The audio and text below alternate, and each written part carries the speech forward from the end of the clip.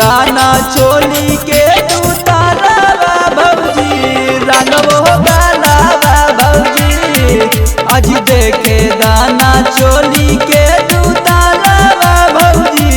रंगबो गलाबा भौजी आज बढ़िया बढ़िया लाल पियर लेके अइयो जी हम रंगबा भौजी आज बढ़िया बढ़िया लाल पियर लेके अइयो जी हम रंगबा भौजी आज देखे दाना चोली के तू तालाबा भौजी रंगबो गलाबा भौजी आज देखे दाना चोली के तू तालाबा भौजी रंगबो गलाबा भौजी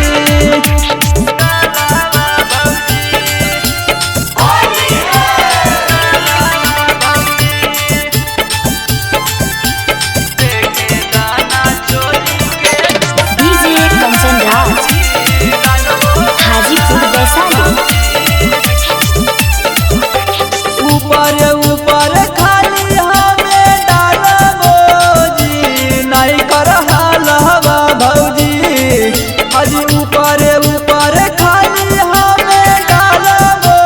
जी नहीं कर हालवा भौजी आज देखे दाना चोली के तू तालाबा भौजी रंगबो गलाबा भौजी आज देखे दाना चोली के तू तालाबा भौजी रंगबो गलाबा भौजी आज बढ़िया बढ़िया लाल पियर लेके अइयो जी हम रंगबा भौजी आज बढ़िया बढ़िया लाल पियर लेके अइयो जी हम रंगबा भौजी आज देखे दाना चोली के तू तालाबा भौजी रंगबो गलाबा भौजी आज देखे दाना चोली के तू तालाबा भौजी रंगबो गलाबा भौजी